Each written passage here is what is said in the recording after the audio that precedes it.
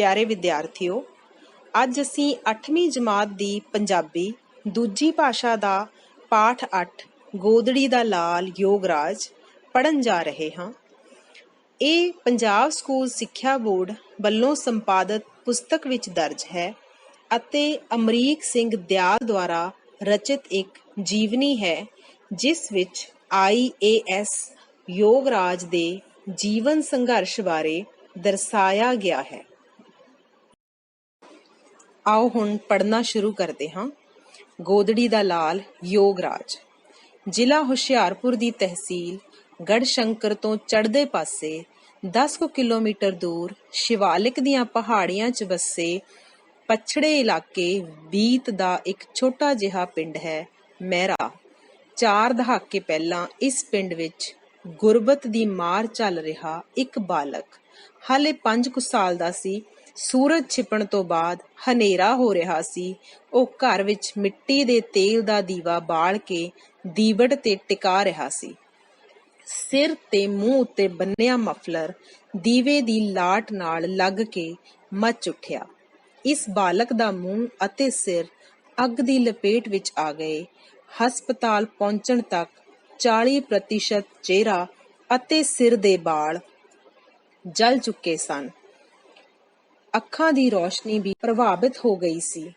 ਇਹ ਬਾਲਕ ਯੋਗਰਾਜ ਸੀ, ਜਿਸ ਨੇ ਗਰੀਬੀ ਭਰੇ ਜੀਵਨ ਵਿੱਚ ਪਹਾੜ ਜਿੱਡੀਆਂ ਔਕੜਾਂ ਦਾ ਸਾਹਮਣਾ ਕਰਦਿਆਂ ਯੂਨੀਅਨ ਪਬਲਿਕ ਸਰਵਿਸ ਕਮਿਸ਼ਨ ਦੀ ਵਕਾਰੀ ਪ੍ਰੀਖਿਆ ਪਾਸ ਕਰਕੇ ਆਪਣੀ ਮਿਥੀ ਹੋਈ ਮੰਜ਼ਿਲ ਸਰ ਕੀਤੀ ਹੈ। ਯੋਗਰਾਜ ਦਾ ਜਨਮ 15 ਮਈ 1970 ਨੂੰ ਪਿਤਾ ਸ਼੍ਰੀ ਸਰਵਣ ਰਾਮ ਦੇ ਘਰ ਮਾਤਾ ਸ਼੍ਰੀਮਤੀ ਜੀਤੋ ਦੀ ਕੁੱਖੋਂ ਹੋਇਆ। ਮੁੱਢਲੀ ਸਿੱਖਿਆ ਪ੍ਰਾਪਤ ਕਰਨ ਲਈ ਪਿੰਡ ਦੇ ਸਰਕਾਰੀ ਪ੍ਰਾਇਮਰੀ ਸਕੂਲ ਵਿੱਚ ਦਾਖਲ ਹੋਇਆ। ਇਸ ਸਕੂਲ ਵਿੱਚ ਮਾਸਟਰ ਜੋਗਿੰਦਰ ਸਿੰਘ ਨੇ ਉਂਗਲੀ ਫੜ ਕੇ ਉਸ ਨੂੰ ਮੰਜ਼ਿਲ ਵੱਲ ਤੋਰਿਆ। ਉਹਨਾਂ ਯੋਗਰਾਜ ਦੀ ਲਿਖਾਈ ਵੱਲ ਵਿਸ਼ੇਸ਼ ਧਿਆਨ ਦਿੰਦਿਆਂ ਪਹਾੜਿਆਂ ਅਤੇ ਗਣਿਤ ਵਿਸ਼ੇ ਵਿੱਚੋਂ ਉਸ ਨੂੰ ਨਿਪੁੰਨ ਬਣਾਇਆ। 5ਵੀਂ ਜਮਾਤ ਪਾਸ ਕਰਨ ਉਪਰੰਤ ਸਰਕਾਰੀ ਮਿਡਲ ਸਕੂਲ ਪੰਡੋਰੀ ਬੀਤ ਵਿਖੇ ਦਾਖਲਾ ਲਿਆ। ਬਾਕੀ ਸਹਿਪਾਠੀਆਂ ਨਾਲੋਂ ਕੱਦ ਮਧਰਾ ਅਤੇ ਜੁੱਸਾ ਕਮਜ਼ੋਰ ਸੀ। ਸਵੇਰ ਦੀ ਸਭਾ ਮੌਕੇ ਮੂਹਰਲੀਆਂ ਕਤਾਰਾਂ ਵਿੱਚ ਖੜਨਾ ਪੈਂਦਾ ਸੀ। ਸਕੂਲ ਦੇ ਬੱਚੇ ਵੱਖ-ਵੱਖ ਨਾਮ ਲੈ ਕੇ ਚਿੜਾਉਂਦੇ ਸਨ, ਪਰ ਯੋਗਰਾਜ ਆਪਣੀ ਧੁਨ ਵਿੱਚ ਮਗਨ ਰਹਿੰਦਾ। ਨਜ਼ਰ ਘੱਟ ਹੋਣ ਕਾਰਨ ਬਲੈਕ ਬੋਰਡ ਤੇ ਲਿਖਿਆ ਸਾਫ਼ ਦਿਖਾਈ ਨਹੀਂ ਸੀ ਦਿੰਦਾ। ਇਸ ਸਮੱਸਿਆ ਨੂੰ ਕਿਸੇ ਨੇ ਨਹੀਂ ਗੌਲਿਆ। ਆਪਣੇ ਨਾਲ ਵਾਲੇ ਤੱਪੜ ਉੱਤੇ ਬੈਠਦੇ ਸਾਥੀਆਂ ਦੀਆਂ ਕਾਪੀਆਂ ਤੋਂ ਉਤਾਰਾ ਕਰਕੇ ਉਹ ਲਿਖ ਲੈਂਦਾ। ਘਰ ਦੀ ਗਰੀਬੀ ਕਾਰਨ ਯੋਗਰਾਜ ਕਿਤਾਬਾਂ ਵੀ ਨਹੀਂ ਸੀ ਖਰੀਦ ਸਕਦਾ।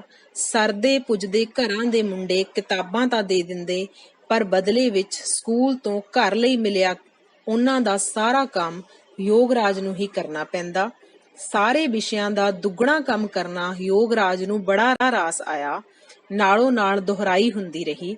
ਇਸੇ ਸਕੂਲ ਤੋਂ ਅਪਗ੍ਰੇਡ ਹੋਣ ਉਪਰੰਤ 10ਵੀਂ ਜਮਾਤ 1986 ਵਿੱਚ ਪਾਸ ਕੀਤੀ। ਸਕੂਲ ਦੇ ਹੈਡਮਾਸਟਰ ਸ਼੍ਰੀ ਜੋਗਿੰਦਰ ਸਿੰਘ ਜੀ ਉਸ ਵੇਲੇ ਅੰਗਰੇਜ਼ੀ ਪੜ੍ਹਾਉਂਦੇ ਸਨ। ਯੋਗਰਾਜ ਮੰਨਦਾ ਹੈ ਕਿ ਅੰਗਰੇਜ਼ੀ ਵਿਸ਼ੇ ਵਿੱਚ ਪਰਿਪੱਕਤਾ ਉਹਨਾਂ ਨੂੰ ਹੈਡਮਾਸਟਰ ਜੋਗਿੰਦਰ ਸਿੰਘ ਕਰਕੇ ਹੀ ਆਈ। 10ਵੀਂ ਜਮਾਤ ਵਿੱਚ ਪੜ੍ਹਦੇ ਸਮੇਂ ਯੋਗਰਾਜ ਦਾ 2 ਕੱਚੇ ਕੋਠਿਆਂ ਵਾਲਾ ਘਰ ਹੋਇਆ ਕਰਦਾ ਸੀ। ਮੰਜੀ ਦੇ ਪਾਵੇ ਉੱਤੇ ਧਰਿਆ ਮਿੱਟੀ ਦੇ ਤੇਲ ਵਾਲਾ ਦੀਵਾ ਸਾਰੀ ਰਾਤ ਜਗਦਾ ਰਹਿੰਦਾ। ਇੱਕ ਦਿਨ ਅੱਧੀ ਰਾਤ ਵੇਲੇ ਪੜ੍ਹਦੇ ਪਤਾ ਹੀ ਨਹੀਂ ਲੱਗਿਆ ਕਿ ਕਦੋਂ ਨੀਂਦ ਆ ਗਈ। ਮੰਜੀ ਤੇ ਪਈਆਂ ਕਿਤਾਬਾਂ ਅੱਗ ਦੀ ਲਪੇਟ ਵਿੱਚ ਆ ਗਈਆਂ। ਕਿਸੇ ਨੇਕ ਦਿਲ ਅਧਿਆਪਕ ਨੇ ਦੁਬਾਰਾ ਖਰੀਦ ਕੇ ਦਿੱਤੀਆਂ।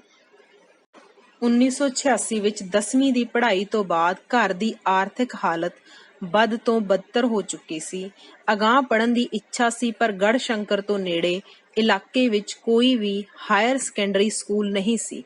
ਅਗਲੇਰੀ ਪੜ੍ਹਾਈ ਦਾ ਕੋਈ ਹੀਲਾ ਵਸੀਲਾ ਨਾ ਬਣ ਸਕਿਆ।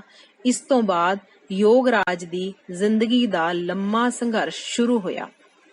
1986 ਵਿੱਚ ਫਗਵਾੜਾ ਨੇੜੇ ਜਗਤਪੁਰ ਜੱਟਾਂ ਦੀ ਦਾਣਾ ਮੰਡੀ ਵਿੱਚ ਮਜ਼ਦੂਰੀ ਦਾ ਕੰਮ ਸ਼ੁਰੂ ਕੀਤਾ। ਇਸ ਮੰਡੀ ਵਿੱਚ ਕਣਕ ਅਤੇ ਝੋਨੇ ਦੀ ਛੜਾਈ ਅਤੇ ਭਰਾਈ ਦਾ ਮੌਸਮੀ ਕੰਮ ਹੁੰਦਾ ਸੀ। ਗੱਭਰੂ ਹੋਣ ਕਰਕੇ ਮਜ਼ਦੂਰੀ ਚੰਗੀ ਮਿਲਦੀ ਸੀ। ਇਸ ਤੋਂ ਬਾਅਦ 3 ਮਹੀਨੇ ਸ਼ੈਲਰਾਂ ਵਿੱਚ ਕੰਮ ਮਿਲ ਜਾਂਦਾ ਸੀ। ਇਹ ਕੰਮ ਉਹ ਲਗਾਤਾਰ 10 ਸਾਲ ਤੱਕ ਕਰਦਾ ਰਿਹਾ। ਇਸ ਕੰਮ ਤੋਂ ਇਲਾਵਾ ਨੇੜਲੀਆਂ ਖੱਡਾਂ ਤੋਂ ਪੱਥਰ ਇਕੱਠੇ ਕਰਨੇ ਤੇ ਰੋੜੀ ਕੁੱਟ ਕੇ ਟਰੱਕ ਭਰਨ ਦਾ ਕੰਮ ਰਿਹਾ। ਜਦੋਂ ਇਹ ਕੰਮ ਰੁਕ ਜਾਂਦੇ ਤਾਂ ਯੋਗਰਾਜ ਕਿਤੇ ਨਾ ਕਿਤੇ ਰਾਜ ਠੇਕੇ ਤੇ ਮਜ਼ਦੂਰੀ ਦਾ ਕੰਮ ਲੈ ਲੈਂਦਾ, ਜਿਸ ਨਾਲ 15 ਰੁਪਏ ਦਿਹਾੜੀ ਬਣ ਜਾਂਦੀ। ਮਨ ਦੇ ਕਿਸੇ ਨਾ ਕਿਸੇ ਕੋਨੇ ਵਿੱਚ ਪੜ੍ਹਾਈ ਕਰਕੇ ਕੁਝ ਬਣਨ ਦੀ ਇੱਛਾ ਮੌਜੂਦ ਰਹੀ। 1988 ਵਿੱਚ ਪ੍ਰਾਈਵੇਟ ਤੌਰ ਤੇ 11ਵੀਂ ਵਿੱਚ ਦਾਖਲਾ ਭਰਿਆ। ਜਦੋਂ ਨਤੀਜਾ ਆਇਆ ਤਾਂ ਇੱਕ ਵਿਸ਼ੇ ਦੀ ਕੰਪਾਰਟਮੈਂਟ ਸੀ। ਅਗਲੇ ਸਾਲ 1990 ਵਿੱਚ 12ਵੀਂ ਜਮਾਤ ਪ੍ਰਾਈਵੇਟ ਤੌਰ ਤੇ ਪਾਸ ਤਾਂ ਕਰ ਲਈ, ਪਰ 11ਵੀਂ ਪਾਸ ਨਾ ਹੋਣ ਕਾਰਨ ਫਿਰ ਪਿਛਲੀ ਜਮਾਤ ਵਿੱਚ ਵਾਪਸ ਆਉਣਾ ਪਿਆ। 1991 ਵਿੱਚ ਦੁਬਾਰਾ 50% ਅੰਕਾਂ ਨਾਲ 11ਵੀਂ ਪਾਸ ਕੀਤੀ ਤੇ ਅਗਲੇ ਸਾਲ 12ਵੀਂ। 1993 ਵਿੱਚ TI ਨੰਗਲ ਤੋਂ ਡਰਾਫਟਸਮੈਨ ਸਿਵਲ ਦਾ ਡਿਪਲੋਮਾ ਕੀਤਾ। ਪਿੰਡ ਤੋਂ 25 ਕਿਲੋਮੀਟਰ ਦੂਰ ਸਾਈਕਲ ਤੇ ਪੈਂਡਾ ਕਰਦਾ ਰਿਹਾ। 1993 ਵਿੱਚ ਬੀਤ ਇਲਾਕੇ ਵਿੱਚ ਡੂੰਘੇ ਟਿਊਬਵੈੱਲ ਲੱਗਣੇ ਸ਼ੁਰੂ ਹੋ ਗਏ। ਪਾਈਪਲਾਈਨ ਵਿਛਾਉਣ ਲਈ ਡੂੰਘੀਆਂ ਖਾਈਆਂ ਪੁੱਟਣ ਦਾ ਕੰਮ ਵੀ ਕੀਤਾ। ਬਰਸਾਤ ਦੇ ਦਿਨਾਂ ਵਿੱਚ ਜਦੋਂ ਬਾਕੀ ਕੰਮ ਰੁਕ ਜਾਂਦੇ ਸਨ ਤਾਂ ਜੰਗਲ ਵਿੱਚ ਬੂਟੇ ਲਾਉਣ ਲਈ ਟੋਏ ਪੁੱਟਣ ਦਾ ਕੰਮ ਸ਼ੁਰੂ ਕਰ ਦਿੰਦਾ। ਪੇਪਰਾਂ ਦੇ ਦਿਨਾਂ ਤੋਂ ਇਲਾਵਾ ਰਾਜਾ ਸਾਂਸੀ ਹਵਾਈ ਅੱਡੇ ਨੇੜੇ ਮੀਰਾਂਕੋਟ ਵਿਖੇ ਸ਼ੈਲਰ ਵਿੱਚ ਕਈ ਵਰ੍ਹੇ ਮਜ਼ਦੂਰੀ ਕਰਨ ਜਾਂਦਾ ਰਿਹਾ। ਰਾਜ ਮਿਸਤਰੀਆਂ ਨਾਲ ਮਜ਼ਦੂਰੀ ਕਰਨ ਦੀ ਗੱਲ ਯੋਗਰਾਜ ਬੜੇ ਮਾਣ ਨਾਲ ਦੱਸਦਾ ਹੈ। 1993 ਵਿੱਚ ਅਖੀਰ ਵਿੱਚ BA ਦੂਜੇ ਸਾਲ ਦੀ ਪ੍ਰੀਖਿਆ ਲਈ ਦਾਖਲਾ ਭਰਿਆ ਹੋਇਆ ਸੀ। ਦਿੱਲੀ ਦੀ ਟਰਾਂਸਪੋਰਟ ਕੰਪਨੀ ਵਿੱਚ ਪੱਲੇਦਾਰੀ ਕਰਨ ਲਈ ਗਿਆ। ਪ੍ਰੀਖਿਆ ਦੀ ਤਿਆਰੀ ਕਰਨ ਲਈ ਨਾਲ ਕਿਤਾਬਾਂ ਵੀ ਝੋਲੇ ਵਿੱਚ ਪਾ ਲਈਆਂ। ਰਾਤ ਕੰਮ ਖਤਮ ਕਰਕੇ ਜਦੋਂ ਯੋਗਰਾਜ ਪੜ੍ਹਨ ਬੈਠਦਾ ਤਾਂ ਨਾਲ ਵਾਲੇ ਸਾਥੀ ਖਿਝ ਕੇ ਆਖਦੇ, ਲਾਈਟ ਬੁਝਾ ਦੇ ਯਾਰ, ਤੂੰ ਕਿਹੜਾ ਪੜ੍ਹ ਕੇ DC ਲੱਗਣਾ। ਹਿਮਾਚਲ ਪ੍ਰਦੇਸ਼ ਦੇ ਕਸਬਾ ਸੰਤੋਖਗੜ੍ਹ ਨੇੜੇ ਸੂਆ ਨਦੀ ਦੇ ਚੈਨਲਾਈਜ਼ੇਸ਼ਨ ਰਾਹ ਬਣਾਉਣਾ ਵੇਲੇ ਮਜ਼ਦੂਰੀ ਕਰਦਿਆਂ ਬੰਨ੍ਹ ਲਾਉਣ ਲਈ ਜਦੋਂ ਦਰਿਆ ਵਿੱਚੋਂ ਪੱਥਰ ਚੁੱਕਦੇ ਤਾਂ ਸੱਪਾਂ ਦੀਆਂ ਸਿਰੀਆਂ ਹੱਥਾਂ ਵਿੱਚ ਆ ਜਾਂਦੀਆਂ। ਰਾਤ ਸਮੇਂ ਨੇੜਲੀ ਸਰਾਂ ਵਿੱਚ ਵਿਛੀਆਂ ਦਰੀਆਂ ਉੱਤੇ ਉਹ ਰਾਤ ਕੱਟਦੇ। ਇਹ ਗੱਲਾਂ 1995 ਦੀਆਂ ਹਨ। ਬਰਸਾਤ ਸ਼ੁਰੂ ਹੋਣ ਤੋਂ ਪਹਿਲਾਂ ਜੂਨ ਮਹੀਨੇ ਵਿੱਚ ਯੋਗਰਾਜ ਦੁਆਰਾ ਰੂੜੀਆਂ ਦੇ ਢੇਰ ਭਰ ਕੇ ਖੇਤਾਂ ਵਿੱਚ ਸੁੱਟਣ ਦਾ ਠੇਕਾ ਲੈਣ ਦਾ ਸਿਲਸਿਲਾ ਵੀ ਸਾਲਾਂ ਬੱਧੀ ਚੱਲਦਾ ਰਿਹਾ। 1996 ਵਿੱਚ ਪ੍ਰਾਈਵੇਟ ਤੌਰ ਤੇ BA ਮੁਕੰਮਲ ਕਰ ਲਈ। ਆਰਥਿਕਤਾ ਦੀ ਨੰਗੀ ਤਲਵਾਰ ਸਿਰ ਤੇ ਲਟਕ ਰਹੀ ਸੀ। ਜ਼ਮੀਨ ਗਹਿਣੇ ਰੱਖ ਕੇ 1999 ਵਿੱਚ state college of education Patiala ਤੋਂ B.Ed ਦੀ ਪੜ੍ਹਾਈ ਕੀਤੀ। B.Ed ਕਰਕੇ ਜਦੋਂ ਨਿੱਜੀ ਸਕੂਲ ਵਿੱਚ ਪੜ੍ਹਾਉਣਾ ਸ਼ੁਰੂ ਕੀਤਾ ਤਾਂ 800 ਰੁਪਏ ਪ੍ਰਤੀ ਮਹੀਨਾ ਤਨਖਾਹ ਮਿਲਦੀ ਸੀ, ਪਰ ਮਜ਼ਦੂਰੀ ਕਰਕੇ ਉਹ ਉਦੋਂ 2500 ਤੋਂ 3000 ਰੁਪਏ ਕਮਾ ਲੈਂਦਾ ਸੀ। ਜੁਲਾਈ ਸੰਨ 2000 ਵਿੱਚ ਉਹ ਸ਼ਨਿਚਰਵਾਰ ਅਤੇ ਐਤਵਾਰ ਦੀ ਦਿਹਾੜੀ ਲਾਉਣ ਕਾਰਨ 2 ਦਿਨ ਦੀ ਅਖਬਾਰ ਨਾ ਪੜ੍ਹ ਸਕਿਆ। ਅਜਿਹਾ ਹੋਣ ਕਾਰਨ ਲੈਕਚਰਾਰ ਦੀਆਂ ਅਸਾਮੀਆਂ ਲਈ ਅਰਜੀ ਫਾਰਮ ਨਾ ਭਰ ਸਕਣ ਕਰਕੇ ਉਸ ਤੋਂ ਘੱਟ ਅੰਕਾਂ ਵਾਲੇ ਉਮੀਦਵਾਰ ਲੈਕਚਰਾਰ ਨਿਯੁਕਤ ਹੋ ਗਏ।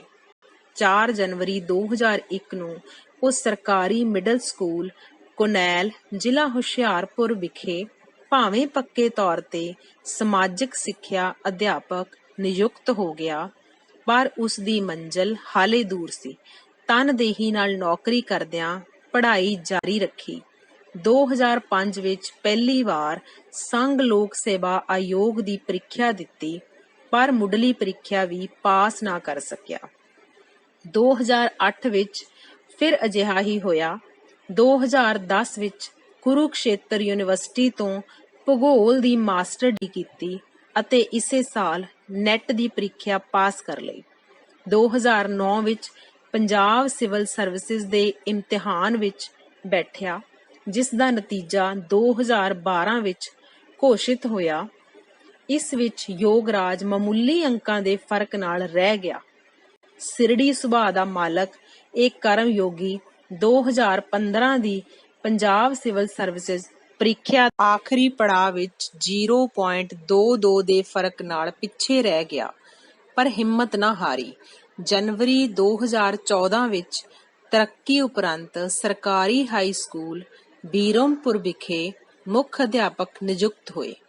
ਪੂਰੀ ਤਿਆਰੀ ਨਾਲ 2014 ਵਿੱਚ ਸੰਘ ਲੋਕ ਸੇਵਾ ਆਯੋਗ ਦੀ ਪ੍ਰੀਖਿਆ ਵਿੱਚ ਦੇਸ਼ ਭਰ ਵਿੱਚੋਂ 1213ਵਾਂ ਰੈਂਕ ਹਾਸਲ ਕਰਕੇ ਇਹ ਸਾਬਤ ਕਰ ਦਿੱਤਾ ਕਿ ਮਿਹਨਤ ਅਤੇ ਦ੍ਰਿੜ ਇਰਾਦੇ ਨਾਲ ਹਰ ਕਾਮਯਾਬੀ ਹਾਸਲ ਕੀਤੀ ਜਾ ਸਕਦੀ ਹੈ। ਇਸ ਕਾਮਯਾਬੀ ਦੀ ਵਿਸ਼ੇਸ਼ਤਾ ਇਹ ਰਹੀ ਕਿ ਯੋਗਰਾਜ ਨੇ ਇਹ ਪ੍ਰੀਖਿਆ ਮਾਂ ਬੋਲੀ ਪੰਜਾਬੀ ਦੇ ਮਾਧਿਅਮ ਰਾਹੀਂ ਪਾਸ ਕੀਤੀ। ਇਸ ਕਾਮਯਾਬੀ ਵੇਲੇ ਯੋਗਰਾਜ ਦੀਆਂ ਅੱਖਾਂ ਦੀ ਰੌਸ਼ਨੀ ਸਿਰਫ 25% ਸੀ। ਯੋਗਰਾਜ ਅਨੁਸਾਰ ਗਰੀਬੀ ਅਤੇ ਸਰੀਰਕ ਅਪੰਗਤਾ ਕਾਮਯਾਬੀ ਵਿੱਚ ਕਦੇ ਰੁਕਾਵਟ ਨਹੀਂ ਬਣਦੀਆਂ। ਦ੍ਰਿੜ ਇਰਾਦੇ ਅਤੇ ਸਖਤ ਮਿਹਨਤ ਨਾਲ ਹਾਲਾਤ ਨੂੰ ਅਨੁਕੂਲ ਬਣਾਇਆ ਜਾ ਸਕਦਾ ਹੈ।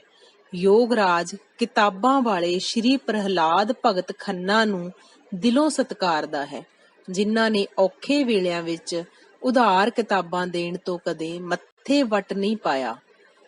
ਮਾਸਟਰ ਤਿਲਕ ਰਾਜ ਧੀਮਾਨ ਵੱਲੋਂ ਦਿੱਤੀ ਹੱਲਾਸ਼ੇਰੀ ਉਸ ਲਈ ਅੱਗੇ ਵਧਣ ਦਾ ਸਬੱਬ ਬਣੀ। ਯੋਗਰਾਜ ਦੀ ਮਾਣਮੱਤੀ ਪ੍ਰਾਪਤੀ ਹਾਲਾਤ ਦੀ ਮਾਰ ਝੱਲ ਰਹੇ ਵੱਡੀ ਗਿਣਤੀ ਲੋਕਾਂ ਲਈ ਪ੍ਰੇਰਨਾ ਸਰੋਤ ਬਣੀ ਰਹੇਗੀ। ਪਿਆਰੇ ਵਿਦਿਆਰਥੀਓ, ਮੈਂ ਉਮੀਦ ਕਰਦੀ ਹਾਂ ਕਿ ਤੁਹਾਨੂੰ ਇਹ ਪਾਠ ਚੰਗੀ ਤਰ੍ਹਾਂ ਸਮਝ ਆ ਗਿਆ ਹੋਵੇਗਾ। ਤੁਸੀਂ ਆਪ ਵੀ ਇਸ ਪਾਠ ਦੀ ਦੁਹਰਾਈ ਕਰਨੀ ਹੈ। ਇਸ ਪਾਠ ਦਾ ਅਭਿਆਸ ਹੱਲ ਤੁਹਾਨੂੰ ਅਗਲੀ ਵੀਡੀਓ ਵਿੱਚ ਕਰਵਾਇਆ ਜਾਵੇਗਾ। ਉਸ ਤੋਂ ਪਹਿਲਾਂ ਤੁਸੀਂ ਆਪ ਵੀ ਇਸ ਪਾਠ ਦੇ ਅਭਿਆਸ ਹੱਲ ਨੂੰ ਕਰਨ ਦੀ ਕੋਸ਼ਿਸ਼ ਜ਼ਰੂਰ ਕਰਨੀ ਹੈ।